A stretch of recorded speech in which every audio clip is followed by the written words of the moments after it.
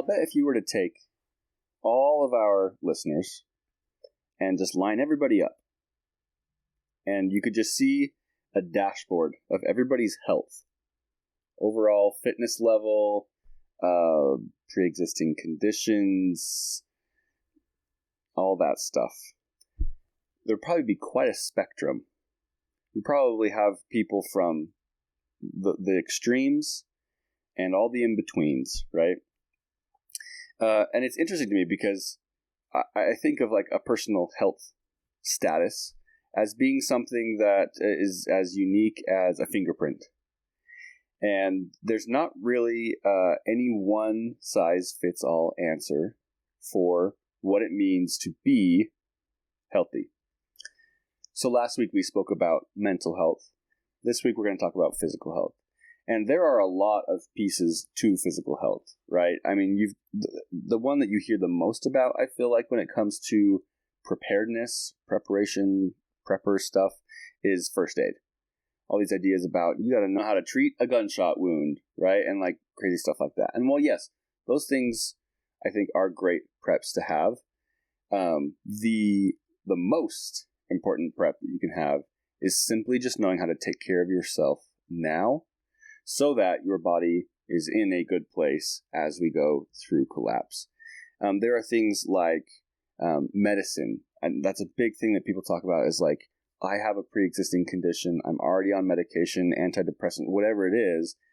How do I continue to have access to those things through collapse?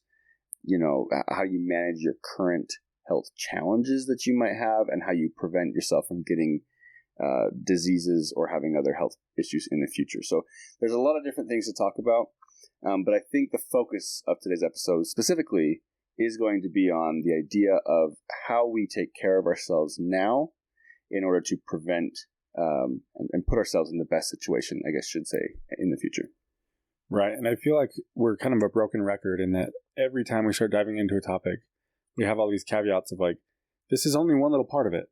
There are so many things that we intend to get into in the future, and of course we will, but it's like we've started at the basics and we keep getting deeper and deeper and deeper, and we'll get more and more specific with all these things. So I'm excited for all those conversations, but I'm equally excited for just today's conversation.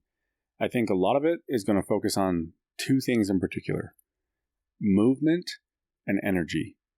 And if we can at least start with that much of a foundation when it comes to physical health, like that's setting the stage for us to be able to be physically resilient to whatever risks come our way. So with that in mind, Corey, maybe just off the top of your head, whether for yourself personally or for like the average person that you can think of that's trying to prepare for the future, list some of the risks that are top of mind. Okay, so there's lots of threats, right? But I think right off the top of my head, I think of things like climate change. So issues that are going to come through natural disasters, resource depletion or scarcity in things like food and water, and then conflict. Those are probably the three that come to mind first. Okay, so stepping through those, and those are great examples, like climate change, natural disasters. Any natural disaster that you're worried about, you think about what you will have to do in that situation.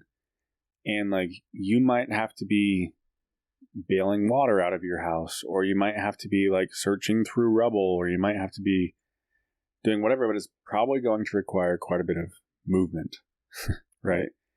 And we don't need to belabor it. We could go through each example, but almost any threat that we anticipate, if it is like food scarcity or resource scarcity, like you've got to go find a way to get those things, or the food that you already have, you're going to have to be able to get that to where you need it and prepare it.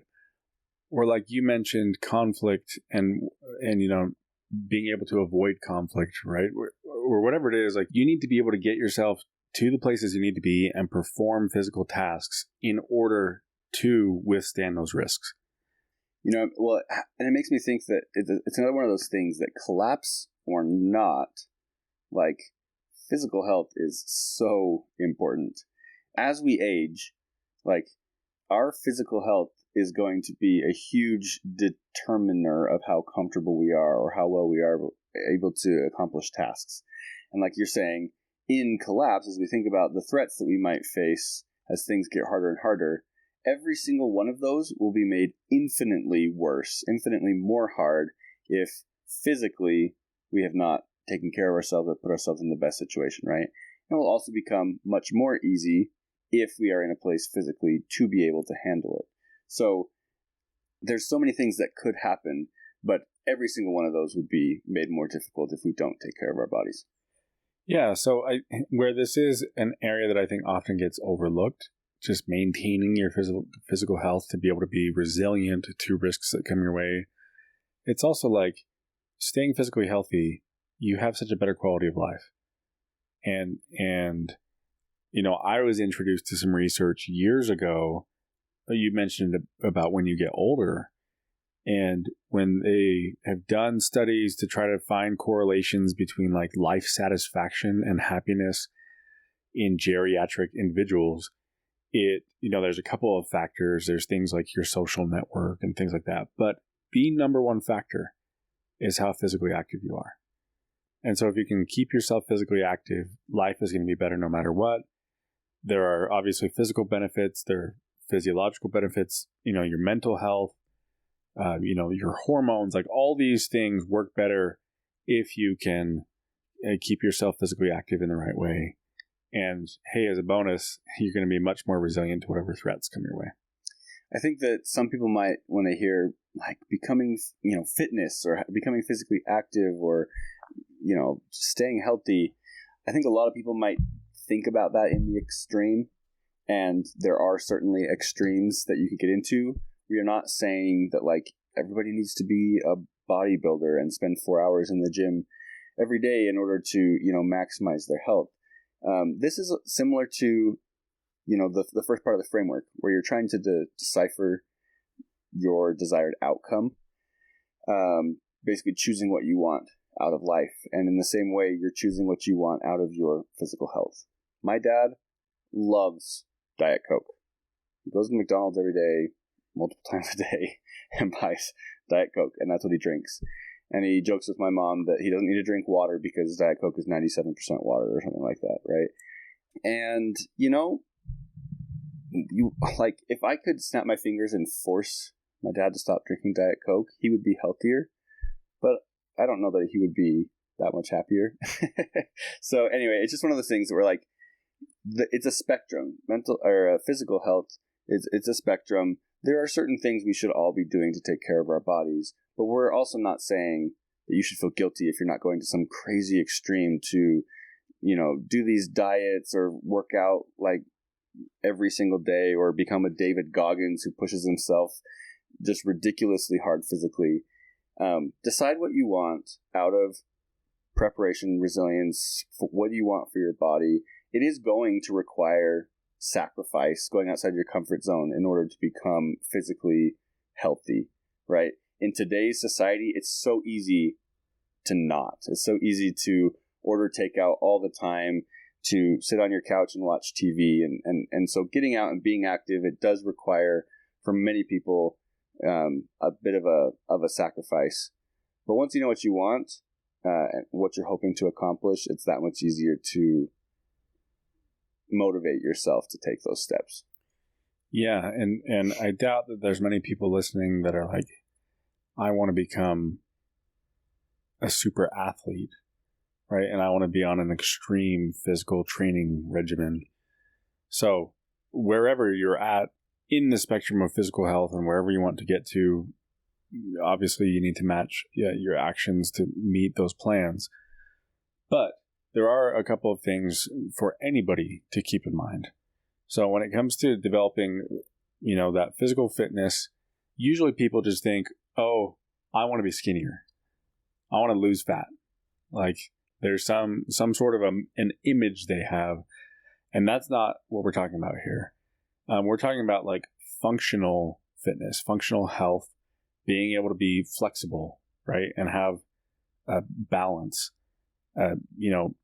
enough strength, maybe enough cardio, like to be able to do the physical tasks that you need to throughout the day and the tasks that you would anticipate you would need to as things get more difficult or if you're in an emergency situation. One thing I want to share here is that my wife recently went through the National Association of Sports Medicine, got certified to become a personal trainer. She teaches some fitness classes and she works with some individuals to help them reach their fitness goals. And she has some people with different health conditions and at different ages that are coming to her and they have different goals where they're saying like, I just want to feel a little more steady as I walk. And I want to feel like I have more balance. Or they might say like, yeah, I want to lose 20 pounds. Or they might say like, I just want to get stronger. Whatever that is, there are a couple of fundamentals that have to be in place. And one of those that she comes back to again and again is there has to be some sort of weight-bearing exercise.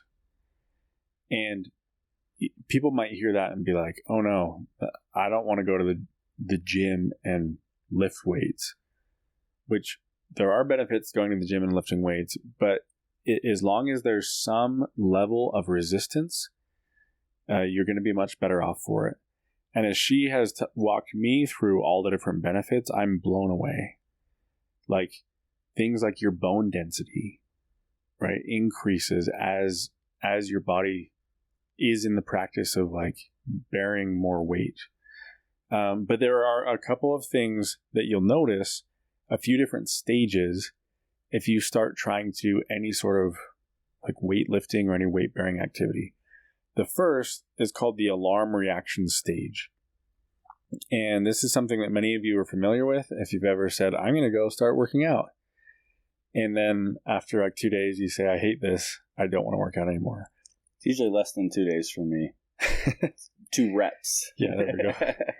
But there is a stage where you're going to experience like joint stiffness and muscle fatigue, and your body is going to be sore and achy, and you're going to think like, what am I doing? I feel terrible.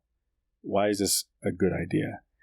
And that it's just so important to understand that is simply a stage. Your body will rise to the level of the stresses that you put upon it if done at appropriate levels. So if you can give yourself some time and just be consistent, depending on what you're doing, it might be something like 2 weeks where you're like, hey, I'm going to start just doing these exercises, give myself 2 weeks, and you'll move to the resistance development stage. Okay, so that's stage 2. And that is where you're going to actually see gains. You're going to see that your body starts to adapt. All the different systems, your nervous system and your muscular system, your skeletal system, everything starts to make the changes to try to become more resistant to the forces or the impact that's being received. And so your body kind of rises to that level. You start to notice, hey, I am getting stronger. And it's not just your muscles that will get stronger. There are a number of things that take place that have positive benefits. But what's so awesome about this is as you build some muscle, that increases like your resting metabolic rate. Meaning that like even when you're not doing anything, if you're just sitting there, you're sleeping, you're burning more calories. So those that are trying to stay like physically fit and not put on too much fat, you're going to be doing that while you sit and work and while you sleep, simply because your body has increased its metabolic rate because you have more muscle. So that's the second stage, that development stage. If you go to any sort of an extreme, and this is where stage 1 and stage 3 can get a little bit confusing. If there's prolonged stress, you move into this exhaustion stage, this stage of distress. That's where you start to get into trouble. You see it with athletes that overtrain and they start to get stress fractures, muscle strains, ligament sprains, things like that. So there's a balance here where you don't want to go too crazy with it. When you first start and you're in that first stage, that alarm reaction stage, you're going to think like, my body's hurting. I'm doing too much. But again, ease your way into it. You'll start to see the gains. And then from there, you can incrementally do more and more, build up your capacity to whatever your level of fitness that you're trying to reach is. It's interesting. You mentioned this idea that you can do too much, right? If you are not, especially if you're not properly trained, if you are going to the gym and you're lifting, right? You're talking about these weight-bearing exercises. You can overdo it, or you can just simply do it wrong, and that can cause more harm than good. So it is important to make sure that you know what you're doing when you're lifting weights, whether it's in the gym or not, right? I just recently moved houses into a rental, right? And I moved a lot of stuff from my house to the U-Haul, into the rental, back and forth. And I noticed that sometimes I was not lifting with my legs. I was lifting with my back, right? And my back is killing me these days. So there is this idea of just making sure that you know how to properly lift. You're using good form. You're stretching beforehand, right? So you need to make sure that you're getting the rest that you need in between, and that you're taking the necessary breaks. If you overdo it and you continue to overdo it, you may be able to get through that on a temporary time frame, right? But all of these things do have impacts on your body as you get older. We've talked about this in a recent episode at the beginning, just joking around about how like my back is starting to hurt and I feel old, right? I'm 33 years old, and I'm getting these back pains. I should probably be seeing a physical therapist, right, or a chiropractor or whatever to work through that and make sure that I'm taking care of it. Because when I do get into my old age, I really don't want to be dealing with a bad back. This is just an example that I'm using, but if my back stays, if I continue to have back problems over the next 20 to 30 years, again, that's one of those things that going into a collapse scenario is just a hindrance and something that I want to be able to avoid. It's not good preparation. It's not good resilience to ignore that or to do things that actively make it worse. So anyway, the point that you're making about doing too much is definitely a real possibility if you're not careful and if you don't know how to do it correctly. I'll also say your wife is amazing.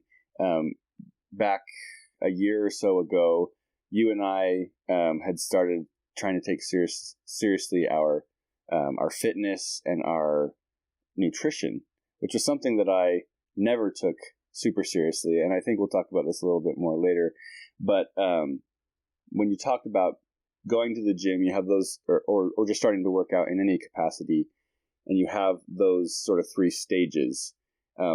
I spent my entire life trying to gain weight and bulk up, and I never could do it until I started working with somebody, your wife, who knew what she was talking about, and I noticed immediate changes. So that's just kind of just a testament to the fact that if you work with somebody who knows what they're talking about, you follow the principles that you're talking about here, like you will notice changes for the positive, whether you're trying to gain or lose weight, whether you're trying to become faster, more flexible, more fit, whatever it is, find someone who knows their stuff and be consistent with it.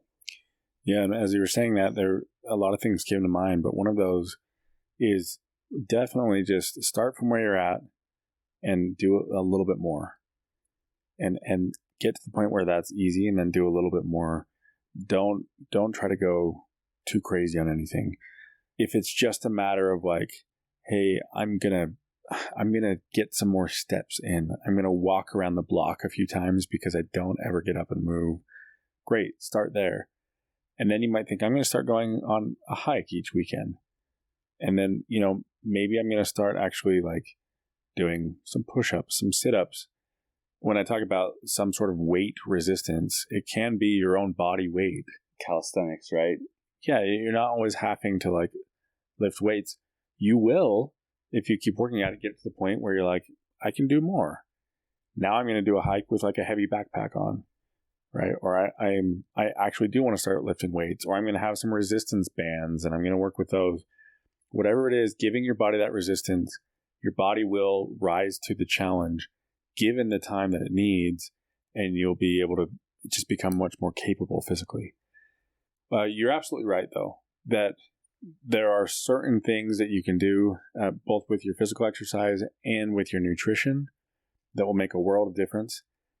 If you just start trying to work out or do whatever and you don't know what you're doing, you're not going to see vast improvement, at least not the way that you would if you had a little bit of help. So it's worth talking to somebody who knows what they're doing. So let's dive into, we've talked about movement a little bit. And the main point we're saying there is just like start moving, especially if there's something that is putting some strain on your body, there's some actual resistance. But we also talked about energy. One of the things that people often will say is like, I just don't have the energy to work out. I don't have the energy to go do something physically active. My guess, you talk about if we lined up all of our listeners, if we were to take a poll from all of our listeners, my guess is the majority would say like, yeah, I don't have the energy to do anything more physical than what I'm doing already. The funny thing about it is it's twofold. When you start making yourself do it, again, your body will rise to the challenge. Your metabolism is going to increase, right? Which means it's trying to give your body more energy. You're going to start noticing that you have more energy to do more things. But then there's the other part, which is the nutrition. And this is where I feel like it's so important to kind of get rid of some of the myths that are out there. There are a lot of fad diets out there. There are people that say like you shouldn't have any fats. You shouldn't have any carbohydrates or whatever. And they do these extremes, and it might get certain results for a short period of time, but it's not going to make you healthier in the long term. So that's where it comes down to what they call your macronutrients. 3 categories: proteins, carbohydrates, and fats. And you actually need all 3. Like on a daily basis, you do need fats. So don't avoid all those. You do need carbs. So don't avoid those. It's just getting the right portions.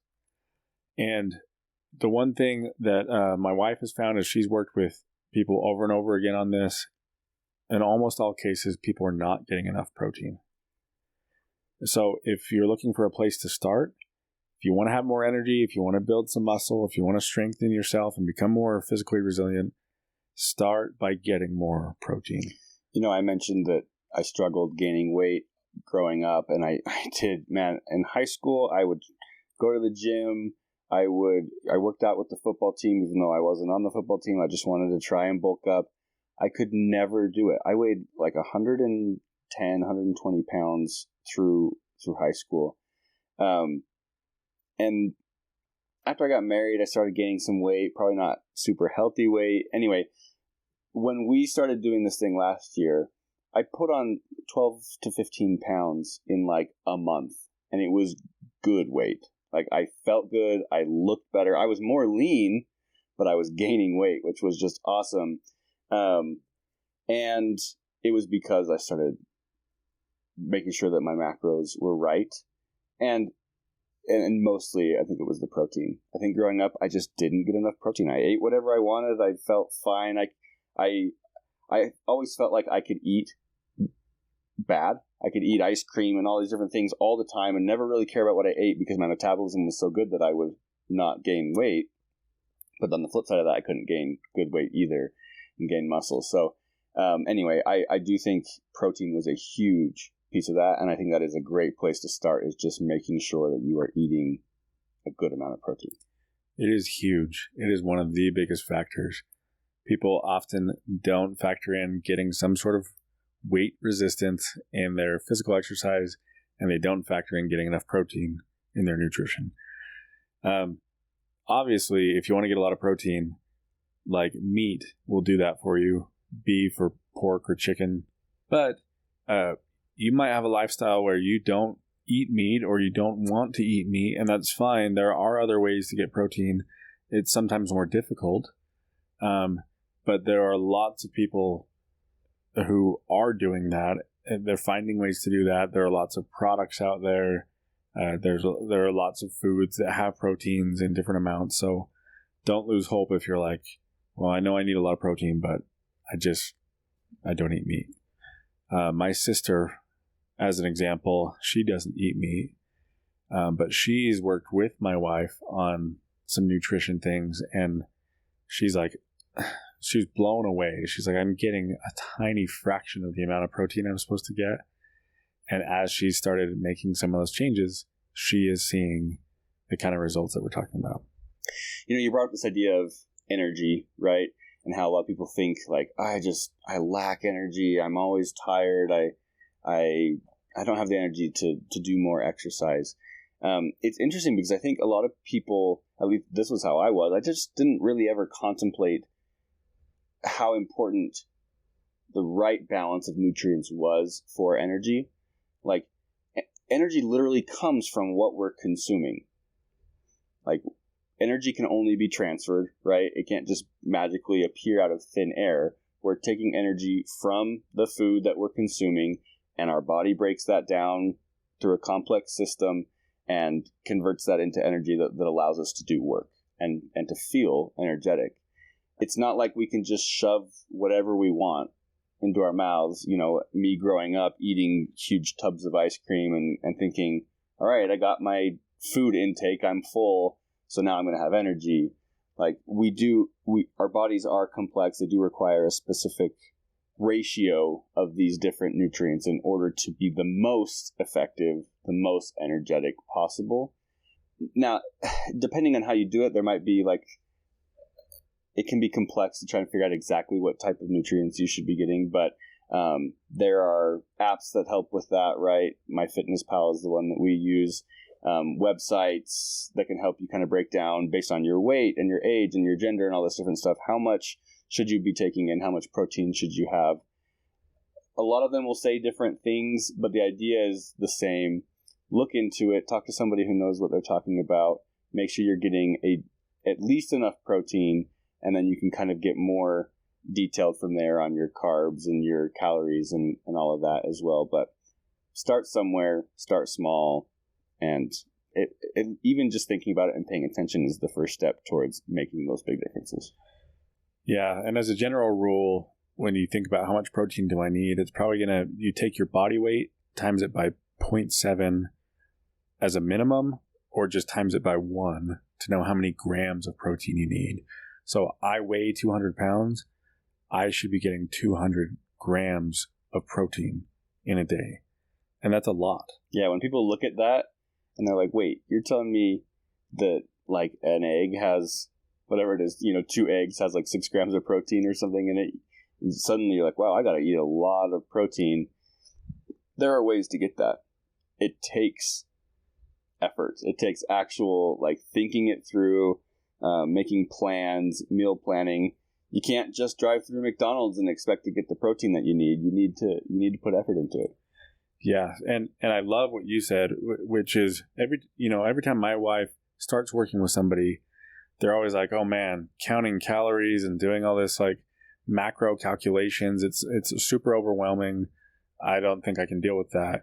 And she will just say don't even worry about total calories. Don't worry about how many carbs or how many fats you're getting. To start, just start by focusing on getting enough protein. Just do that. Once you get there and you're getting enough protein each day, then we'll start dialing in the other things. As a side note, I remember the first thing your wife actually told me was get enough water and then focus on protein. Yeah. And I did notice a big difference because I realized I wasn't drinking enough water either. And I think most people don't.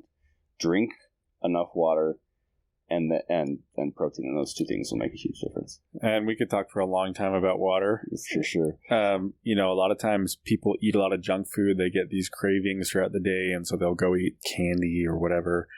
But oftentimes it's actually a function of being dehydrated. That's where that craving comes from. And so drinking enough water, there's so many benefits, right, to getting enough water. So I'm glad you bring that up. You can tell there's a balance here. I want to go deeper on some of these things. We're trying to stay high level enough, but just give a starting point for anyone who's trying to improve their physical health and that physical resilience. So as we bounce back and forth a little bit between, again, movement and energy, one other thing to mention is, there's this idea that like the best way to get fit and to get into good physical shape is I just gotta like run. I've got to do really high intensity workouts. And there's actually some really interesting science there. There are some different thresholds that your body has. If you're thinking of like low levels of activity or moderate or high, there are different thresholds where your body will switch between what it is actually burning, whether it's burning carbs like glucose or whether it's burning fats. And there's actually a point, a certain threshold where once you reach a high enough level of activity, your body burning the fats is too slow and it's going to switch to just burning like the sugars in your body. And so sometimes people will start trying to work out and they force themselves to go out and run, and they're like, what's happening? I'm not losing fat, and my goal is to lose fat. Now, the balance to that is you can't just say, well, yeah, don't increase your level of activity or don't do very high levels of activity. It's good to have a mix. But as an example, doing really high intensity activity for 1 hour is probably going to like burn less fat if you're trying to lose fat than if you do like 2 hours of moderate activity. So to go for like a 1 hour run versus like a hike, you're probably going to be better off doing a hike if your goal is to try to lose fat. Again, it's a balance of, yes, if you go out and run, you will burn more calories, but it's what kind of calories you're burning that you got to keep in mind. So not that we need to get too much into that, but it's just some encouragement if you're like, oh man, I'm way out of shape. Yes, if there was a natural disaster and I needed to go collect firewood or I needed to go do anything, I'm carrying all this extra weight and that would be so hard for me. Gosh, I've got to lose a bunch of weight. But that's so overwhelming because I don't want to go out and do super high intense activity. It's like, no, just start with moving. Move your body, get some moderate exercise in, get some level of weight resistance. That's going to help you out. And then take care of your nutrition, starting by getting enough protein. And at least let's start there. Awesome. Well, like we said, there's like a million things to talk about with physical health. I think this was a good starting point. Many of our listeners are probably feeling good in this realm, like they are physically active. They are, involved in sports or whatever it might be. And that's great, right? We can always improve and do better. But I'm guessing there's a good number of our listeners as well who find themselves working the 9 to 5, right? Sitting in an office all day, coming home, doing the family thing, going to sleep, starting over. And there might be just that lack, that missing piece of consciously thinking about and taking a step towards protecting their physical health, keeping their body in shape for the future as we continue or start to go down this tough path. So, I appreciate this conversation. I'm excited for some of the other directions that we'll take the conversations on physical health, the stuff we'll talk about in regards to first aid, into managing pre-existing conditions, in preventing other conditions from forming in the future, everything that comes along with that. There's just a mountain of good stuff to talk about. But we'll start here and build on it.